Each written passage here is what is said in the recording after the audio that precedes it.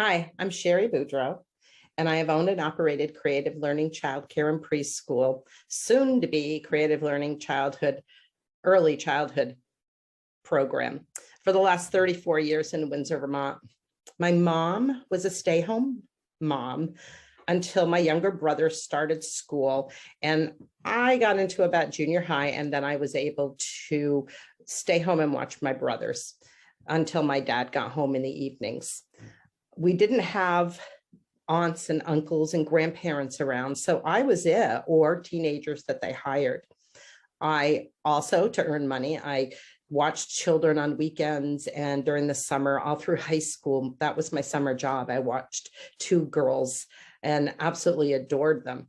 I also, in high school, I volunteered at what was called the Woodstock Learning Clinic, and they had an office in Woodstock and in Windsor. And in the 80s, I found my passion to working with early childhood, working with children with severe special needs. And I can remember coming home and sharing the stories of working with those kids and being so passionate. And I could feel it here in my chest. And I would talk about what I did with those kids and how I wanted to protect them and advocate for them. And eventually, they ended up, integration happened, and the kids ended up in the public school systems, or they moved on elsewhere. And I was 17, 18 years old, and I didn't have a clue where to go with this passion. There was no mentoring for me. And so somebody, I think it was my guidance counselor, said, well, just go to hairdressing school. So that's what I did. And so for the first 10 years of my adult working years, I worked as a hairdresser. Then my children were born.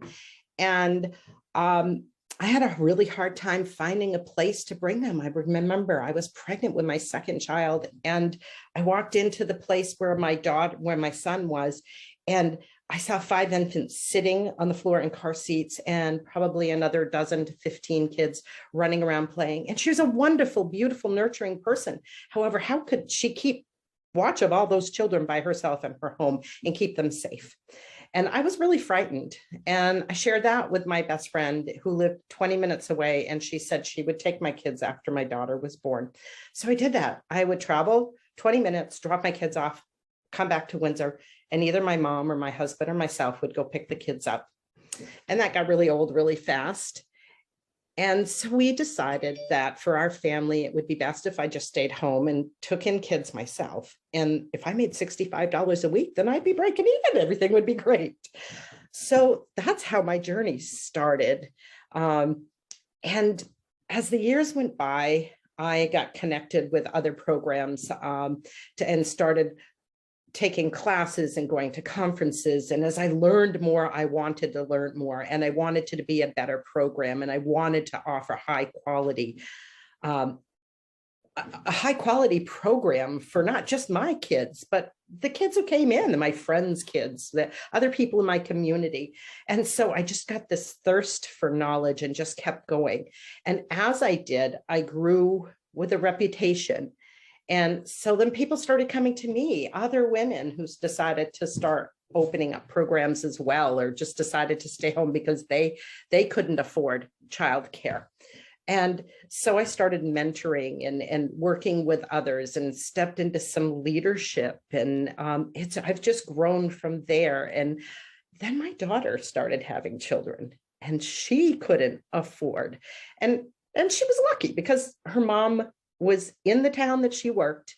And so she was able to bring her children here. However, because she couldn't afford my rates, I took the hit in my own personal budget, and her children went to my program for a way reduced amount.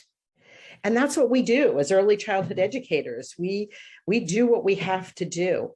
And so I'm standing here or sitting here asking you as an advocate for my profession to please be an advocate for us. Please be an advocate to support other women and even men. I'm so glad to see men getting into the profession now, to advocate for our profession, to advocate for families, advocate for the children of Vermont and advocate for our communities so that we can lead in this great country, lead and show what an early childhood education system can be, and see how it works and how it can be a positive, cohesive experience for everybody.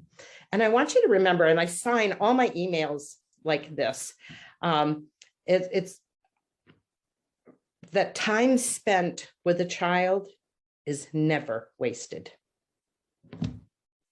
Thank you.